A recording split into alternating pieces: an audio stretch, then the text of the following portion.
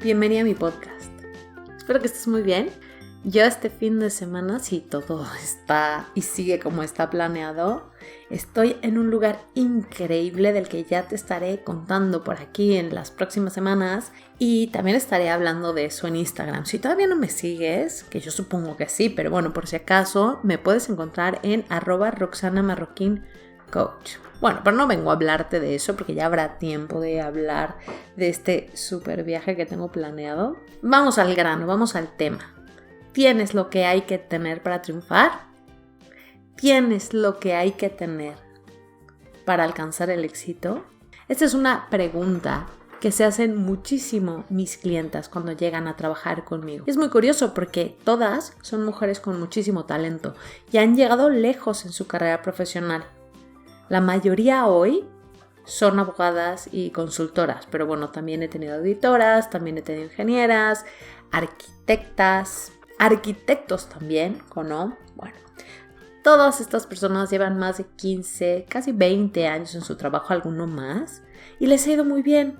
Sin embargo, hoy, después de tantos años, dudan de su capacidad. A mí me pasó. Yo estuve ahí. Y hoy te voy a contar mi historia. Y también te estaré hablando hoy y las próximas semanas sobre 3 cambios mentales y de acción que tuve que hacer para dejar de dudar de mí y darle la vuelta a esta historia de tal vez no tengo lo que hay que tener para triunfar. Esto lo he hecho yo, pero también lo han hecho cada uno de mis clientes para saber qué hacer y empezar a pavimentar su nuevo camino profesional. Porque fíjate, si tú crees que el éxito no es para ti o que no tienes lo que hay que tener para triunfar, es difícil pensar en una nueva posibilidad de camino profesional. Porque piénsalo, si tú hoy dudas que tienes lo que hay que tener para triunfar, igual no te vas a querer cambiar. Porque si tú eres como la mayoría de mis alumnas, cree que ha llegado donde ha llegado, no porque tenga lo que hay que tener, sino por esfuerzo, por sufrimiento o por otras historias. O porque alguna vez tuvo eso que había que tener para triunfar, pero hoy ya no lo tiene. Estas historias te están impidiendo que puedas ver nuevas posibilidades. Pero eso sí, te adelanto que tienes lo que hay que tener para triunfar, que eso solo es una historia y que vamos a desmontar en las próximas semanas. Bueno, pues como ya te he contado, yo estuve ahí. Los primeros años brillé. Me gustaba aprender muchísimo y me divertía lo que hacía.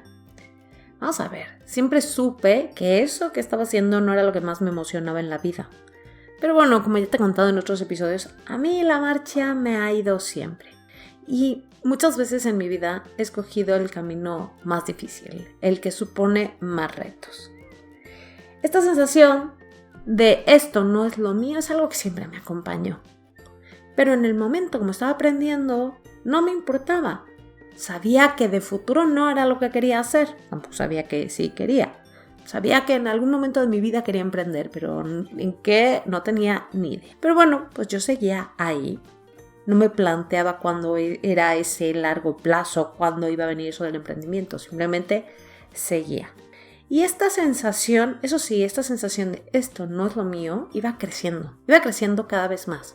Conforme más me metía, conforme iba subiendo de categoría dentro de la consultora, y reventó cuando fui madre. Reventó porque, claro, mis prioridades cambiaron. Me casé, tuve mi primera hija y ya la vida no era la misma. Porque vamos a ver, la consultoría en una Big Four es un trabajo súper demandante. Tienes que echar muchísimas horas y vamos a ver, sinceramente creo que la gestión de los proyectos tiene un margen de mejora tremendo. Y sobre todo en esos años el presencialismo, echar horas por echar horas, era no siempre una necesidad, era una obligación. Y hay gente que vive bien esto porque le gusta lo que hace, le gusta vivir así. Yo no. O sea, realmente lo que pensaba ya en los últimos años era de a mí qué diablos me importa este tema. De verdad, en serio, lo que diga el Banco Central Europeo me importa cuando me afecta el bolsillo. Pero si el banco fulano tiene que aportar más o menos capital por el riesgo en el que incurre, vamos a ver, no me importa. De verdad, te lo digo honestamente, me importa cero. Luego también te digo, yo tenía una capacidad y tengo una capacidad de hacerme las cosas más fáciles, encontrando retitos, trucos, hacer divertido algo que en esencia para mí no lo era. Y así estuve mucho tiempo. Era súper responsable, echaba 1000 horas, pero siempre tenía esa sensación de que nunca era suficiente. Me reduje jornada porque dadas las condiciones del juego era eso, o no ver a mi hija, y solo tenía una en ese momento. Y entonces yo me sentía como la mami. Era la segunda madre de un departamento de más de 100 personas. Ahora son no sé cuántos ya, deben ser 500, no sé, pero en ese momento éramos como 100. La segunda madre, muy fuerte. Y la reducción no era de, voy a salir a las 3, no, salía a las 6. Pero claro, comparado con el resto de la gente que no tenía horas, pues yo siempre estaba en clara desventaja. Me daban proyectos pequeños que bien, porque eran manejables, pero también tenía menos oportunidades para vender más. Y entonces entré en una espiral de victimismo brutal. Me sentía poco valorada, me sentía vista como la mami que se tiene que ir, sin que yo pudiera hacer algo para cambiar la percepción. Era lo que yo sentía. En mi trabajo todo salía bien, realmente. Como ya te he dicho, yo soy una persona responsable. Yo cumplía, lo hacía. Pero sentía que le faltaba brillo y los demás percibían esa falta de brillo. Y es lógico. Ya no digas no me apasionaba, no, es que no me gustaba nada lo que hacía. Sentía que no tenía absolutamente nada que ver conmigo ni con lo que yo quería, aunque realmente no sabía bien qué quería, sabía que eso no tenía que ver, sentía que eso no aportaba nada. ¿Cómo va a brillar alguien así? Para todo esto yo me quejaba, no hacía otra cosa más que quejarme. ¿Buscaba algo diferente? No. ¿Tenía conversación con alguien para expresar cómo me sentía? Sí, pero solo para quejarme, no proponía nada mejor. ¿Sabes quiénes sí brillaban? Pues brillaba gente que estaba súper comprometida con leerse la normativa, el reglamento del Banco Central Europeo. Vamos, el fin de semana, mátame camión. O sea, encima con lo que tenía que hacer entre semana, tenía que llevarme eso. Para el fin de semana me moría del aburrimiento. Es que tan solo de pensarlo me vuelve a entrar el aburrimiento. Qué horror. Pero bueno, hay muchas cosas que en mi trabajo yo podría haber gestionado diferente, pero no lo hice. La mayoría estaban fuera de mi control, pero había cosas que estaban en mi mano. Yo no veía nada que estuviera en mi mano. No pensaba que pudiera solucionar, pensaba que no podía hacer nada diferente más que dejarme llevar. No hablé con nadie más, como ya te he dicho, más que para quejarme de lo poco que se me valoraba. Y te digo una cosa, ese año en el que fui madre, me hicieron una promoción. Y yo lo veía como pues qué menos. Claro, si me hubieran valorado antes, igual esta promoción la hubiera tenido desde hace mucho tiempo. O sea, yo estaba metida en esa espiral y yo esperaba a que todo me viniera dado. Y si no me venía dado, pues me quejaba. Me la pasaba comparándome con mis compañeros que tenían otras circunstancias vitales y desde luego otros con objetivos muy centrados a hacer una carrera profesional dentro de esa empresa. Ellos tenían claro, algunos, no todos, que querían ser socios. Yo no quería ser socia. Cuando entras en una espiral de estas, realmente la autoestima se va a volar. Yo llegué a creer que de verdad profesionalmente valía muy poco, porque aunque yo sentía que aportaba, pensaba que los demás eran incapaces de valorar, que siempre me faltaba algo, que nunca era suficiente. Intentaba seguir lo que me decían otros, en plan, pues, oye, si estás así, aprovecha que tienes una jornada reducida, no te tomes tan a pecho lo que pasa o no pasa. Al final, si tú te estás reduciendo jornada es porque tu carrera te da igual. Y es que para mí, aunque no me gustaba ese trabajo, la realización profesional ha sido importante siempre. Y pretender que no era importante era engañarme. Por eso estaba sufriendo.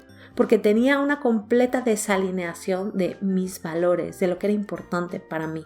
No sé si ya has llegado a percibir esta dualidad que tenía. Tenía dos sentimientos encontrados, porque por un lado sentía que no valía nada, pero por otro lado sentía una rabia profunda porque en el fondo pensaba que valía más de lo que me valoraba. Entonces, sí, ya sé que suena contradictorio, pero lo que yo veía es que yo no valía porque ellos me decían que no valía. Al final pensaba que mi valor profesional estaba determinado por los demás.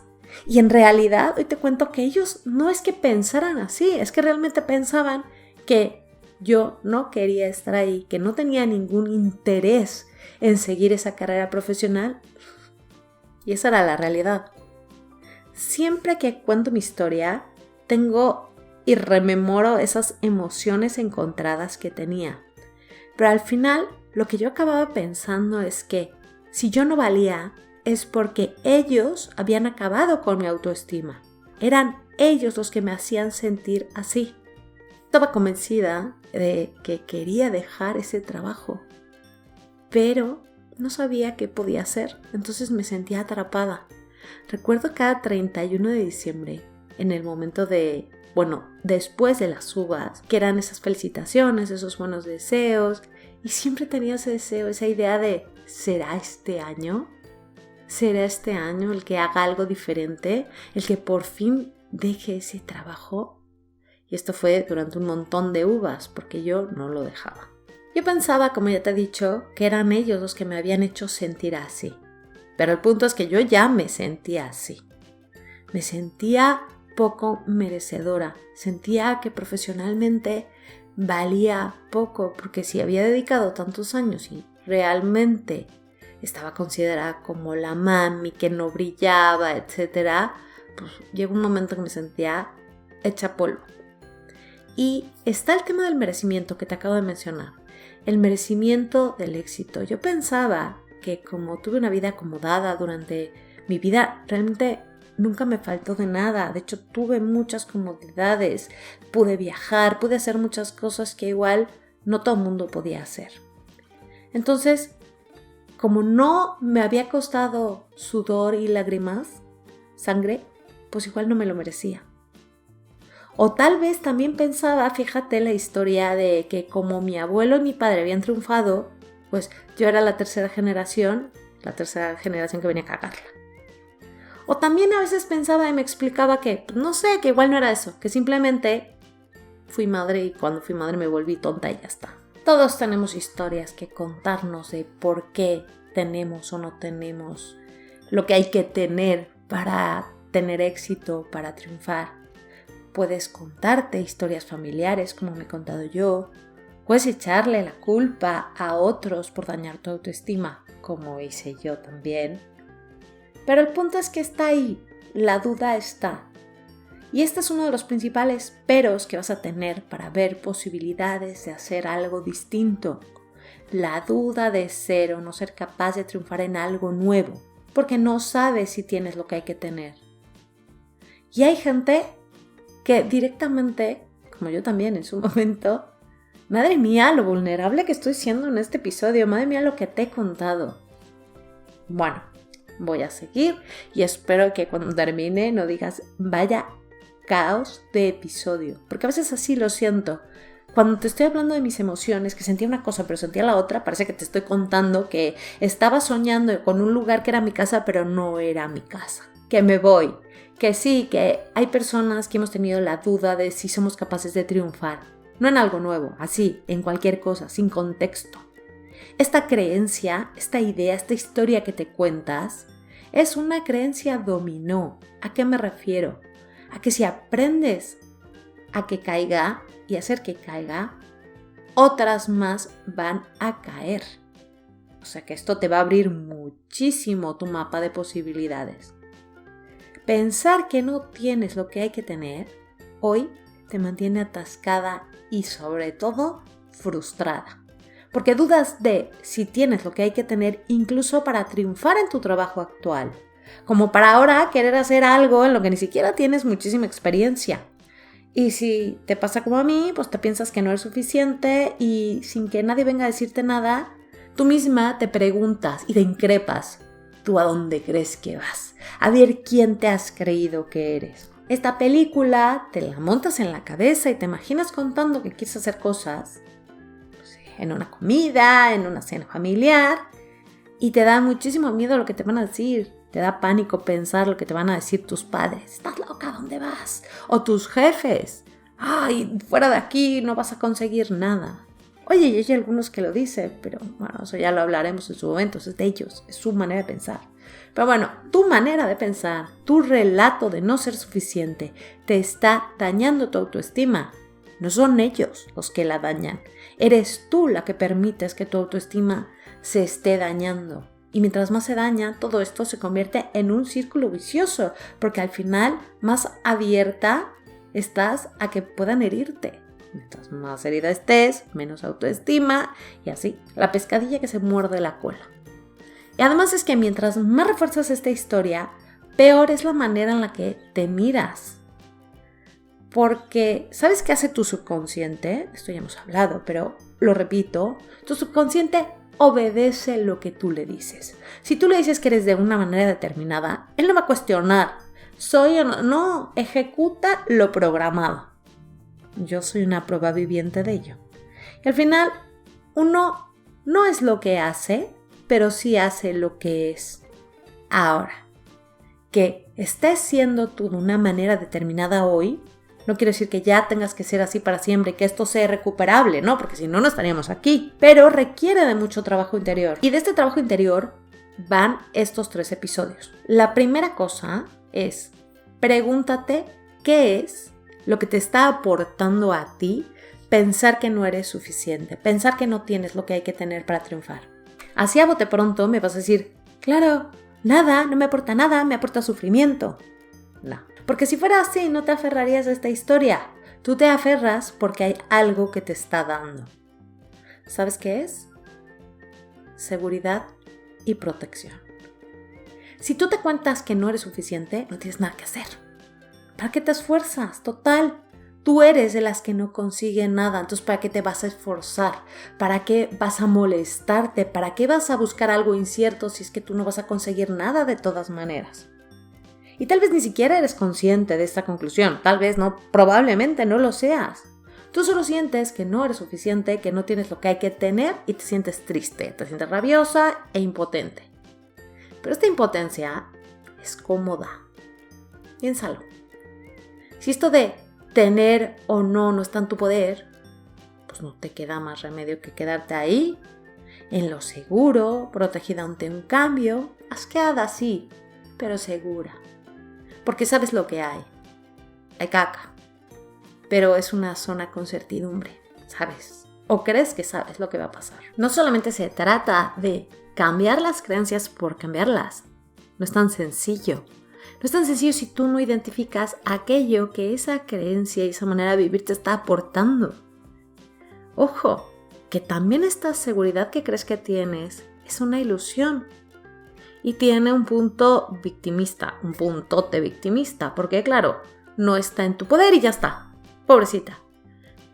Pobrecita de mí, soy la víctima de las circunstancias y por alguna razón, ya sea porque no te lo mereces, porque naciste de una manera, porque fuiste, yo qué sé, tú no tienes lo que hay que tener y ya está. Incluso hay quien cree que lo tenía, pero lo perdió porque su entorno profesional se encargó de ello. Como ya te conté largamente, estuve años así. Y aunque te resulte difícil creerlo, ya que te he abierto mi corazón y te he contado lo mierda que me sentía. De verdad, me sentía muy mal. Pero estaba cómoda. Porque no tenía que hacerme cargo de nada. Porque la vida no dependía de mí, dependía de las decisiones de otros. O sea, que mi valía, mi vida dependía de lo que los otros dijeran. Porque como yo hacía y sacrificaba y ellos no eran capaces de verlo, pues daba igual lo que hiciera. Y entonces venían estas explicaciones, igual es que realmente nunca lo tuviste, simplemente eras lista y por eso te iba bien, pero luego pues se han dado cuenta que igual no eres tan lista, de que no tienes lo que hay que tener, porque tú estabas predestinada y te lo mereces, porque como todo te ha costado poco, porque has sido lista. En el cole pues has sacado buenas notas y además pues tienes suerte. Eres una persona que ha nacido con suerte en una familia a la que nunca le ha faltado nada, al contrario, que ha podido viajar y que ha podido hacer un montón de cosas. Pues igual, las personas como tú no triunfan.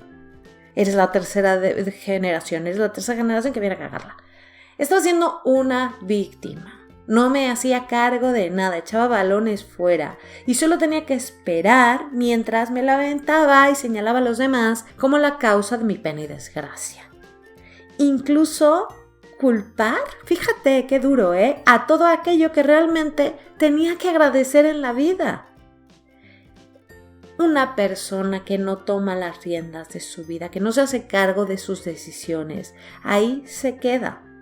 Mi vida cambió cuando las tomé. Y tomarlas al principio fue una mierda.